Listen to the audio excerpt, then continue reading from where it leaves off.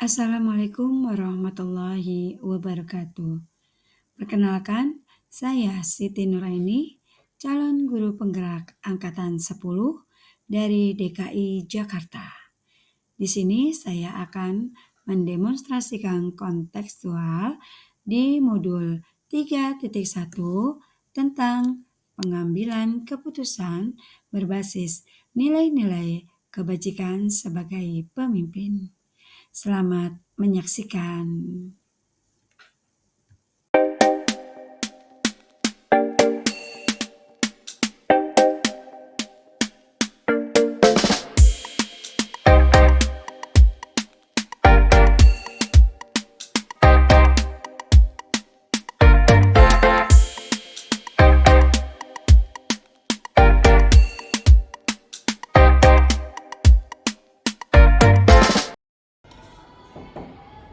Yuk, silakan.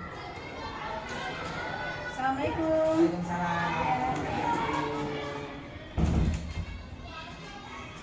Ya, Bu. Ya, Ada yang bisa saya bantu? Assalamualaikum. Waalaikumsalam. Silakan dulu. Bunda, Ya. ya. Maaf Bunda, ganggu waktunya sedang sibuk gak Bun? Bunda, silakan. Alhamdulillah. Ya Bunda, mohon maaf. Saya sengaja datang kemari Bunda. Di sini, alhamdulillah Bun, saya dapat tugas Bun dari pendidikan guru penggerak saat ini di angkatan 10, dan saat ini saya sudah masuk di modul 3.1 Bun, yaitu tentang pengambilan keputusan yang berbasis nilai-nilai kebajikan sebagai pemimpin. Nah, di sini saya mau minta sharing gitu Bunda, saya gitu kan belajar dari saat ini kan Bunda pemimpin di SD Sutaraguna 9 ya Bunda. Nah, di sini saya meminta waktu Bunda untuk membantu saya menunaikan tugas saya. Ada hal-hal yang ingin ditanyakan gitu Bunda, terkait tentang dilema etika di sekolah kita. Seperti ya Bunda. Mohon izin ya Bunda ya. Baik, di sini dalam modul yang saya pelajari ya Bun saat ini tentang dilema etika, yaitu dua keputusan ya Bun. Nah, yang keduanya itu benar atau baik, dan juga tentang bujukan moral, benar atau salah. Nah, menurut Bunda, bagaimana sih Bunda dapat mengidentifikasikan kasus-kasus yang merupakan dilema etika atau bujukan moral seperti itu? Baik. Terima kasih Bu Nur. Sudah meluangkan waktunya kita bisa bincang-bincang. Untuk saya mengidentifikasi tentang kasus ini, yaitu saya akan mempelajari dulu gitu ya, kasus ini tentang dilema etika ataupun bujukan moral. Kita lihat dulu kasusnya itu masuk ke ranah yang mana. Jadi kita pilih, kemudian kita jadikan sebagai bahan untuk menindaklanjuti dan mengambil keputusan. Oh gitu. Jadi sebenarnya itu harus dilihat dulu kasusnya ya Bunda, untuk dia masuk ke dalam dilema etika atau bujukan moral tersebut ya Bunda. Baik. Terus selama ini Bunda bagaimana sih Bunda menjalankan pengambilan keputusan di sekolah, terutama itu untuk kasus-kasus di mana ada dua kepentingan yang sama-sama benar atau sama-sama yang mengandung nilai kebajikan? Ya. Kalau untuk saya akan memilih mana yang lebih prioritas. Contohnya ya, kita ambil contoh, misalnya kita akan mengadakan rapat. Nah, ketika kita akan mengadakan rapat, sedangkan ini materi harus sudah disampaikan, tetapi kita juga kan harus melihat guru-guru itu harus bisa memilih waktu sehingga tidak merugikan salah satu pihak. Oleh sebab itu saya akan mengambil keputusan ini ketika anak-anak sudah pulang sekolah, tidak mengurangi jam belajar mereka, kemudian guru-guru juga sambil menunggu waktu pulang, kita ya disitulah kita mengadakan rapat. Itu contoh kalau kita akan mengambil keputusan yang dua-duanya sama ya, dilema etika itu ya, jadi dua-duanya kan sama beratnya, jadi kita pilih waktu yang tepat, tidak ada yang dirugikan satu dengan yang lainnya. Oh, jadi Bunda mengambil keputusan itu dengan cara mengumpulkan guru-guru ya, dulu ya terlebih dahulu ya, untuk bisa lebih diprioritaskan mana ya, yang harus diutamakan gitu ya Bunda ya. Lalu langkah-langkah atau prosedur seperti apa yang biasa Bunda lakukan selama di dalam pengambilan keputusan? Langkah-langkahnya kita lihat dulu nilai-nilainya ya, kita atur dulu nilai-nilainya, kemudian menentukan siapa yang terlibat di dalam situasi itu gitu ya. Jadi kita tidak sembarangan mengambil keputusan, jadi kita ambil nilai-nilainya, jalan apa yang harus kita tempuh, kemudian kita menentukan siapa yang terlibat di dalam itu mengumpulkan fakta-fakta yang ada. Nah, itu didiskusikan. Oh gitu. Jadi mengambil dari fakta-fakta yang kalau memang ada hal-hal yang terjadi maka itu dibicarakan terlebih dahulu gitu ya Bunda ya. Dengan tim. Selanjutnya Bun, hal apa saja sih yang selama ini Bunda anggap efektif dalam pengambilan keputusan pada kasus-kasus di dalam ITK? Hal-hal yang saya anggap efektif yaitu dalam mengambilkan keputusan ini tentunya kita berdiskusi dulu dengan yang bersangkutan, gitu ya. Harus bisa memprioritaskan mana yang lebih utama, mana yang bisa dinomorduakan. Jadi tentunya kita harus saling sharing lah, saling bertukar pikiran, terutama bagi teman kita yang sedang mengalami dilema tersebut. Jadi bukan saya yang harus mengambil keputusan, tapi kita harus sharing kira-kira mana sih yang harus didahulukan. Jadi berdiskusi, jadi memanggil itu ya berdiskusi dengan orang tersebut jika memang ada bermasalah itu ya Bunda ya, dan mencari solusi yang terbaik itu ya Bunda. Gitu. Oke. Lalu Bunda, hal-hal apa saja yang selama ini merupakan tantangan dalam pengambilan keputusan pada kasus-kasus ilmu etika?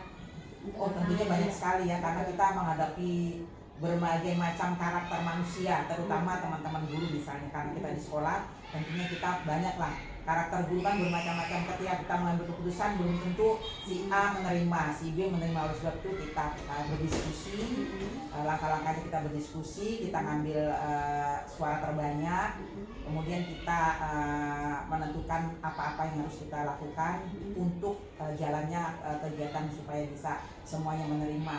Jadi, karena karakter teman-teman guru kan nggak semuanya sama, jadi kita ambil suara terbanyak, baru disitulah kita mengambil keputusan. Oke, jadi mengambil suara terbanyak untuk mengambil keputusan ya Bunda ya. Nah, selain itu juga Bunda berdiskusi ya untuk segala sesuatu permasalahan gitu ya Bunda ya.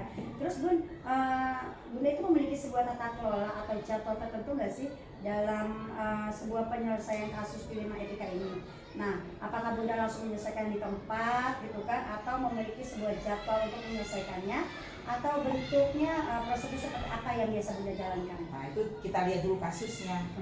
Jadi kita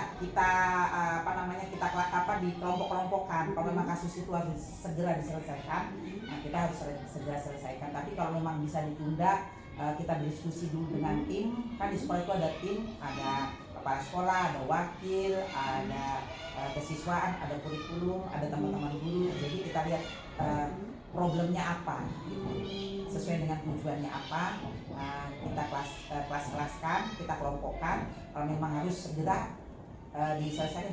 Untuk tata kelola saya menjadwalkan sih, kadang-kadang untuk menjadwalkan ketika ada teman-teman itu silakan bisa berdiskusi, saya meluangkan waktu sehingga bisa teman-teman yang punya problem, punya masalah bisa berdiskusi. Oh bagus ya Bunda ya.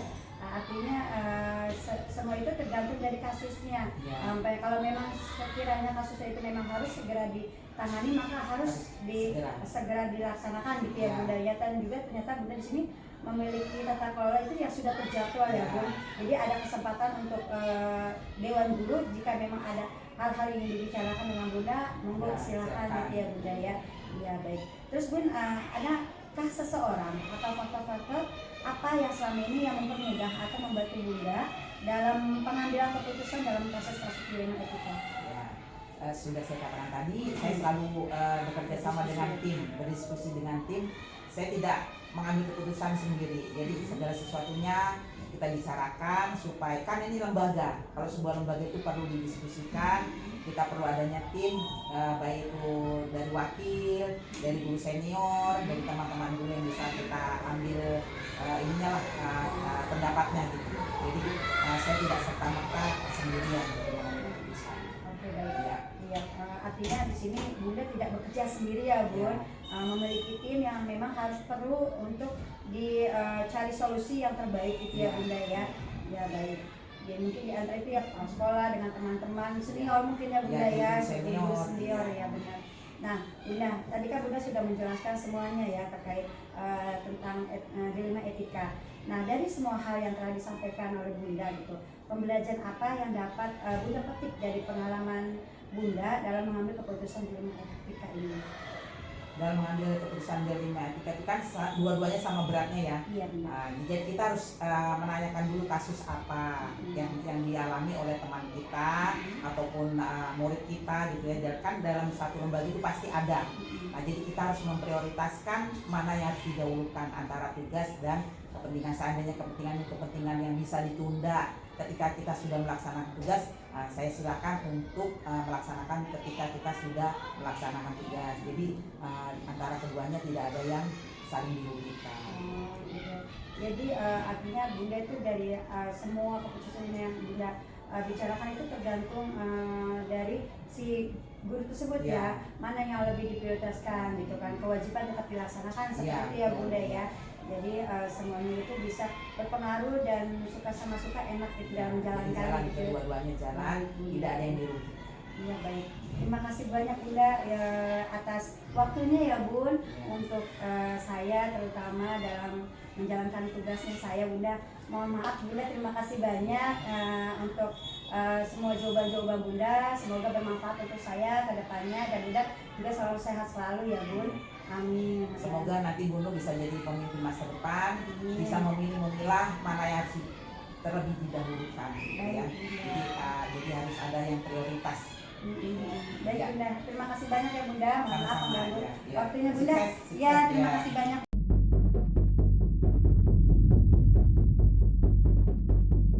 Ya, assalamualaikum warahmatullahi wabarakatuh. Waalaikumsalam warahmatullahi wabarakatuh. Selamat siang Pak Herman. Mohon maaf mengganggu waktunya Pak. Bapak, perkenalkan saya Siti Nuraini dari Sunter Agung 09. Saya sengaja datang kemari, yang mohon maaf mengganggu waktu Bapak. Saya adalah calon guru penggerak angkatan 10 yang meminta bantuan dari Bapak gitu ya. Karena kami sudah masuk di modul 3.1 Pak. Itu tentang pengambilan keputusan yang berbasis nilai-nilai kebajikan sebagai pemimpin Pak. Nah, saat ini kan Bapak adalah sosok pemimpin di SD Sungai Bambu ya Pak ya, Sungai Bambu 05 ya Pak ya. Iya betul. Nah di sini ada beberapa hal Pak yang ingin saya tanyakan terkait tugas-tugas saya gitu Pak. Mohon izin ya Pak ya. Silakan Ibu, silakan. Bapak di dalam modul ini kan saya belajar tentang dilema etika ya Pak. Itu ada dua keputusan, yang keduanya itu benar atau baik tentang dan juga tentang bujuk moral itu benar atau salah. Nah, bagaimana Bapak dapat mengidentifikasi kasus-kasus yang merupakan dilema etika atau bujuk moral, Pak? Baik Bu Nur dari SDN Sunter Agung 09. Terima kasih Bu Nur. Ini CGP angkatan 10 ya. Dengan sukses Bu Nur. Baik, assalamualaikum warahmatullahi wabarakatuh. Selamat siang menjelang sore. Terima kasih Bu Nur. Salam sejahtera buat kita semua. Mudah-mudahan Ibu Nur walaupun sudah siang tetap semangat Ibu ya. Alhamdulillah Pak. Terutama saya semangat. Iya Pak. Baik, saya ingin mencoba ya Bu ya. Karena ini hal baru gitu tentang etika atau bujukan moral. Kalau bujukan moral itu rayuan kalau dalam bahasa apanya itu bahasa familiar ya. Berarti rayuan moral tentang dilema etika. Jadi yang pertama bagaimana dapat mengidentifikasi ya. Sudah barang tentu seorang pemimpin kan harus bijak ya Bu ya dalam menyikapi sebuah permasalahan, apalagi tentang etika. Etika itu kita paling sulit untuk menentukan apakah itu melanggar etika atau tidak. Tapi kami mencoba di sini. Yang pertama sudah barang tentu di sekolah kami melaksanakan supervisi. Nah, supervisi ini tujuannya bukan saja untuk supervisi pembelajaran, tapi supervisi tentang moralitas kita atau etika kita. Kemudian yang kedua sudah barang tentu kita harus cari informasi yang betul-betul faktual atau benar. Jadi jangan sampai informasi itu datang dari orang-orang yang memang tidak bertanggung jawab, yang sentimen pribadi. Jadi itu ditanggapin tapi bukan suatu masukan yang betul-betul berguna. Itu informasi ya Bu ya, jadi faktual dalam mengambil suatu keputusan yang mengacu dalam peraturan. Tapi lagi-lagi kita lihat dulu aturan yang ada. Nah, apakah ini melanggar etik atau tidak dengan aturan-aturan yang ini, sehingga nanti ketika kita mengambil keputusan tidak bias, artinya betul-betul adil, betul-betul tidak sentimen pribadi. Ini itu benar ya. Yang pertama adalah kita selalu supervisi, evaluasi, dan tindak lanjut tentang hal-hal yang tadi Ibu tanyakan. Baik, ya. Lalu Pak, selama ini bagaimana Bapak menjalankan pengambilan keputusan di sekolah ini Pak? Terutama untuk kasus-kasus di mana ada dua kepentingan yang sama-sama benar atau sama-sama yang mengandung nilai kebajikan. Yang sama-sama benar ya? Iya, betul. Ini berat banget ini pertanyaannya. Berat ya Pak ya? Karena kan ada dua sisi mata yang sama-sama benar ya, mengandung kebenaran.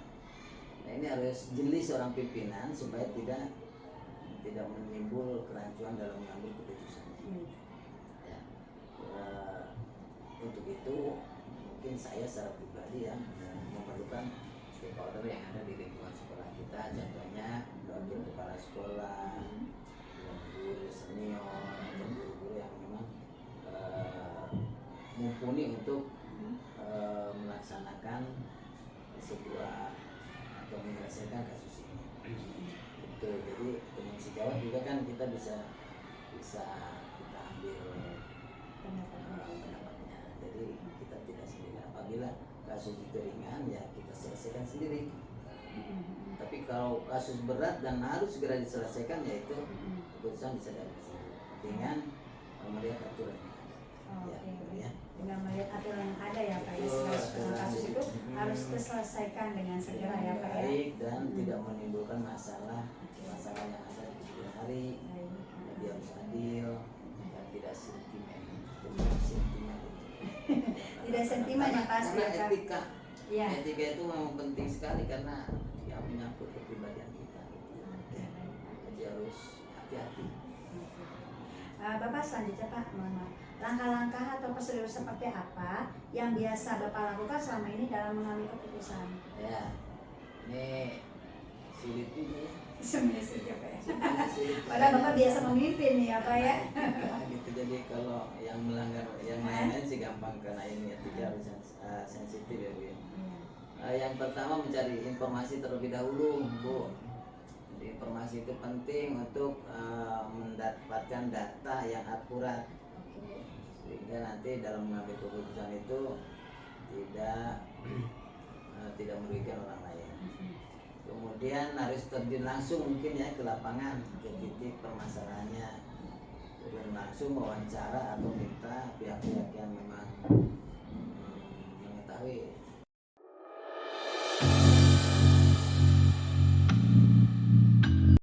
Wabarakatuh Pak. Waalaikumsalam warahmatullahi wabarakatuh. Gimana kabarnya Pak Arif? Alhamdulillah baik. Mohon maaf Bapak, aku mengganggu waktu Bapak. Siap. Perkenalkan saya Siti Nuraini Pak dari SDN Sunter Agung 09. Izin untuk hadir datang kemari Pak untuk wawancara terkait kepemimpinan Bapak di sekolah Bapak, tempat Bapak memimpin ya Pak ya. Nah kebetulan saya adalah calon guru penggerak di angkatan 10 Pak, dan sudah masuk di modul 3.1.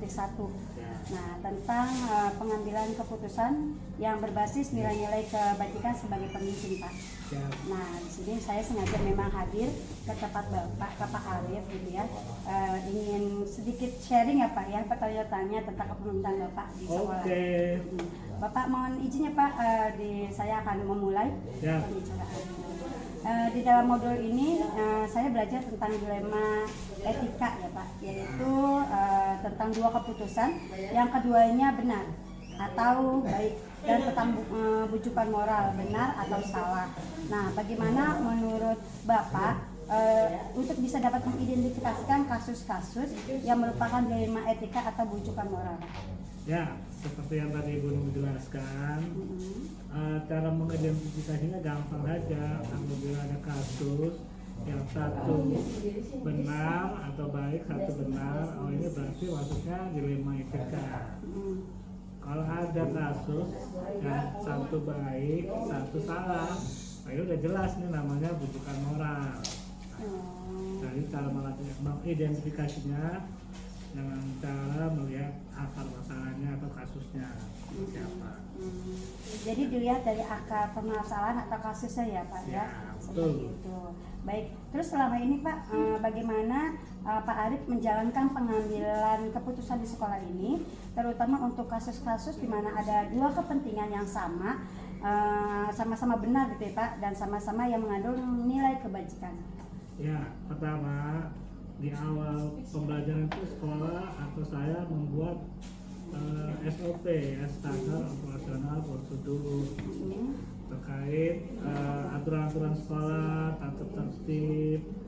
Nah, setelah aturan ini kita buat juga dirumuskannya berdasarkan nilai-nilai kebajikan yang universal. Kan? Nilai-nilai ini kan semua menerima ya, semua pihak menerima mana nilai kebaikan seperti kedisiplinan, kejujuran dan lain-lain. Jadi di awal saya sudah merumuskan itu, sehingga dalam mengambil keputusannya ya udah berdasarkan SOP atau aturan yang sudah kita buat. Dan tentunya keputusan nanti akan diambil harus berpihak pada murid. Oke, baik. Jadi Bapak tetap harus mengikuti dari standar operasional prosedur gitu ya Pak ya. Oke, baik. Lalu langkah-langkah atau prosedur seperti apa Pak yang biasa Bapak lakukan selama ini dalam pengambilan keputusan Pak? Ya, jika ada masalah yang terjadi di sekolah, terus yang pertama saya menggali informasi dari pihak yang bersengketa ini ya, yang kasus ini dari pelaku maupun korban. Kita gali informasi agar mendapat informasi yang utuh. Jadi kita nanti dalam mengambil keputusannya nggak bersekolah atau menguntungkan salah satu pihak. Nah, setelah menggali informasi, baru informasi ini kita analisis. Jadi di sekolah saya punya tim. Selain kepala sekolah itu ada wakil kepala sekolah, ada guru-guru senior. Nah, guru-guru senior kan banyak pengalamannya nih. Jadi kita minta pandangannya. Setelah dianalisis, barulah kita ambil keputusan. Nah, keputusan ini tadi, walaupun dilema etika sama-sama baik, nanti kita ambil yang keputusan yang berpihak pada murid untuk pendidikan murid. Oke, jadi kembali lagi kepada berpihak kepada murid peserta didik ya Pak ya, dalam segala permasalahan itu. Baik Pak, terus mohon maaf, hal-hal apa saja sih yang selama ini Bapak anggap efektif gitu ya Pak ya dalam pengambilan keputusan pada kasus-kasus dilema etika? Nah, hal-hal yang efektif tadi karena di awal pembelajaran saya itu sudah membuat rumusan dari SOP, aturan-aturan. Kalau terjadi kasus seperti ini harus begini, kalau ada kasus seperti ini harus begini. Jadi udah ada. Inilah yang membantu saya karena sudah ada rumusannya.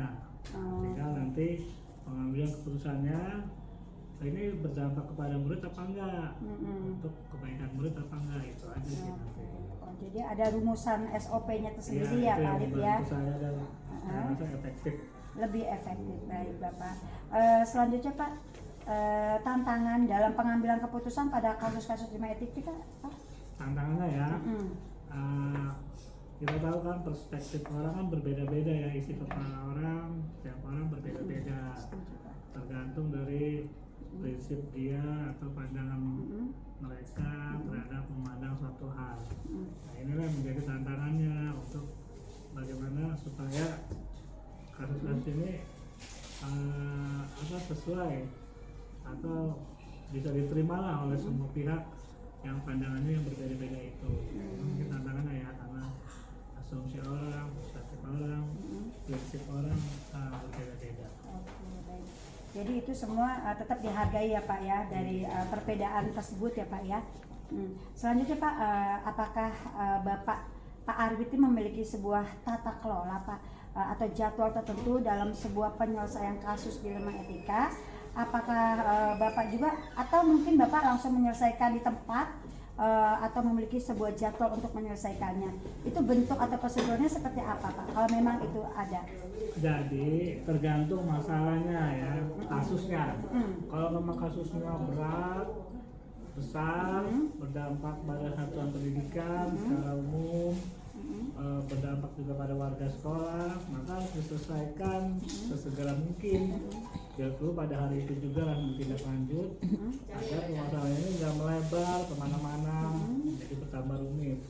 Jadi nggak ada jadwal tertentu. Oh ya udah kita panggil, yang jelas nggak di depan umum, kita panggil ke ruangan khusus, kita selesaikan di misalnya di ruangan kepala sekolah. Ini nggak ada jadwal, tadi tergantung permasalahannya. Langsung yang bagus langsung diselesaikan. Oh gitu, iya ya Pak ya.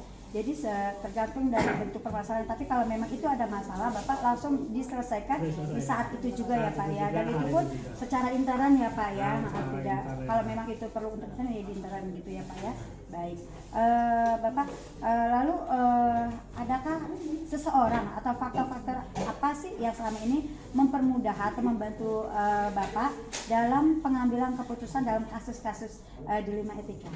Ya, faktor yang membantu saya tadi, karena dari awal kita udah punya rumusan, tata tertib, ada SOP, itulah yang membantu saya dalam mengambil keputusan, karena sudah jelas nih kalau kasusnya seperti ini, penyelesaiannya seperti ini, ya. Jadi itulah salah satu faktor yang membantu saya. Mungkin seseorangnya Pak, Ya, selain dari SOP, karena, mungkin wakil kepala ya, sekolah gitu ya Pak ya. Saya di sini punya tim. Tim ini iya. terdiri dari kepala sekolah, ada wakil, ada guru senior. Guru senior kan pengalamannya kan lebih banyak ya dibanding saya. Mungkin pernah juga mengalami kasus-kasus serupa dan penyelesaiannya yang bagus seperti ini.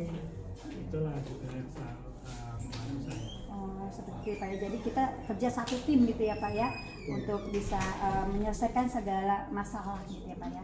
Baik Bapak, mohon maaf Pak, dari semua hal yang telah Bapak sampaikan nih, pembelajaran apa sih yang dapat Bapak petik dari pengalaman Bapak untuk mengambil keputusan dilema etika ini Pak? Ya, pertama dalam mengambil keputusan, kita nggak boleh subjektif. Ya. Nggak boleh kita karena sesuatu hal, kedekatan atau latar belakang sosial, ekonomi dan sebagainya, sehingga kita memihak kepada seseorang. Jadi harus memihaknya pada nilai-nilai kebenaran, nilai-nilai kebajikan universal. Kalau itu yang kita pegang, insya Allah semuanya akan berjalan lancar, aman, dan bisa diterima oleh semua pihak. Yang pertama, kalau seperti itu. Yang kedua, melibatkan orang lain, karena belum tentu pandangan kita walaupun sebagai pimpinan itu tepat sesuai dengan masalah yang ada. Bisa jadi pandangan orang lain yang kita dengar lebih tepat, jadi yang sendirilah gitu ya, melibatkan juga orang lain. Yang terakhir, yang ketiga yang lebih penting adalah semua keputusan kebijakan harus berdampak pada murid untuk kebaikan murid. Baik. Itu Iya. Jadi intinya dari apa yang Pak Arif sampaikan itu kesimpulannya yaitu kita harus netral ya Pak dalam nilai-nilai kebajikan gitu ya Pak ya. Lalu tidak berpihak subjektif gitu ya Pak ya. Dan yang lebih utama adalah segala keputusan itu berpihak kepada siswa ya Pak ya, kepada peserta didik. Baik Bapak, terima kasih banyak Bapak. Mohon maaf waktunya sudah terganggu Bapak. Saya Nora ini banyak lagi terima kasih Pak sudah membantu saya dalam tugas-tugas di CGP Bapak. Terima kasih banyak ya Pak ya. Ya, assalamualaikum warahmatullahi wabarakatuh. Warahmatullahi wabarakatuh.